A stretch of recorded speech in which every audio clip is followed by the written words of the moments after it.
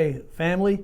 Time for your Friday briefing from your pastor, and I'm just outside enjoying this cool temperature. It's down to almost 109 compared to what we've had the last couple of days. Doesn't feel too bad. We're there. We're ready for the summer to come, and it's a wonderful time of the year for those of us who enjoy the heat.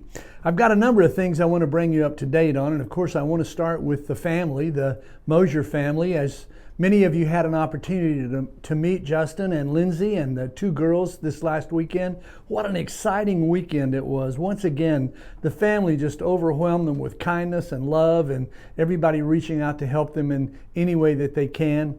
They flew back on Wednesday. Justin will be back out on the 12th of June, and he'll be out. His mother's going to drive with him, and then they'll bring a few things out, and then he'll be going back to get a load, the rest of the furniture, in the couple of weeks after that, I guess. But we want to ask you to continue to pray for their safe travel, continue to pray that everything goes well.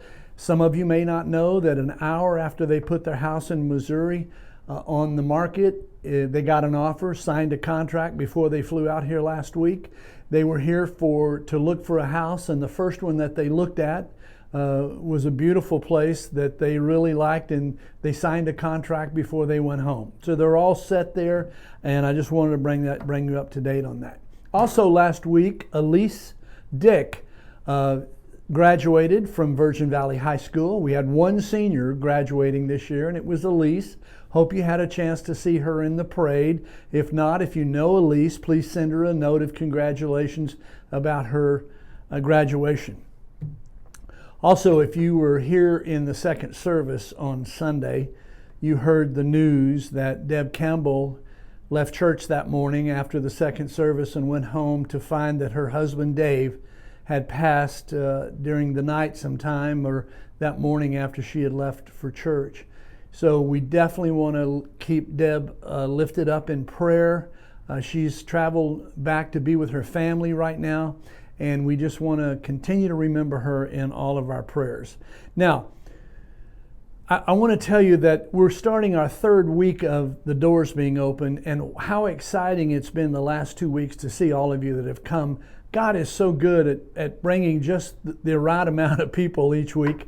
We were told this week we can have 50 in each one of the services, and last week we had 51 in the 8 o'clock service, and then about 40 in the second service. So there's plenty of room for you, and everybody's meeting in the sanctuary, and it's really worked out well. It's been so exciting to see all of your faces and get a chance to talk to each one of you personally.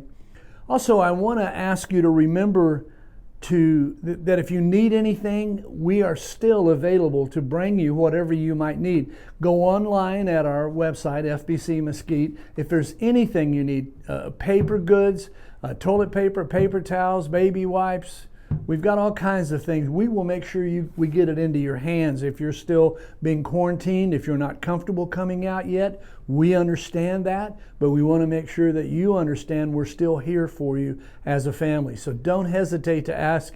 Talk to your care caller that calls you periodically, tell them what you need, or call the church and talk to Gracia. Now, I want to ask you to fill out the survey that we sent out to you this week. All the church family got a copy of that, and it's not a long survey. It takes you a couple of minutes to fill out, but that's information that'll come directly back to me, and we're asking quite a few questions to kind of find out what's on your mind, what's on your heart with respect to coming back to church. So please take the time to fill that out. Also, if you didn't see last week's service, please go on our website at FBC Mesquite, download. Or you don't have to download, you just click on it. It's a YouTube. And I would like to ask you to watch the message. The music, the praise team did a wonderful job. And then I brought you a message I'd like your input on. There's a place that you can respond on YouTube where you can get back to me on the website and let me know what your thoughts were. I really covet your thoughts on that. We are going to continue our online services from now on because we have reached people all over the United States, some outside of the United States. So we do not intend to stop that anytime soon. Now, last thing I want to give you, this coming Sunday, I'm starting a new series. And this new series is going to be titled time to reconnect. It's time to reconnect. And what I'm going to do is I'm going to look at the book of Daniel, and I'm going to let us ask some questions like, what would Daniel do if he was in this particular time in our life? What would Daniel do in a pandemic? And I think you'll see as we study this that he had every bit as bad as we have it today. In fact, worse in most cases. But we're going to be looking at that over the next few weeks, so I'm excited to have you come back. I'm excited to see all of you. So in the meantime, may God bless you. May God keep you. May God smile upon you each and every day. Amen.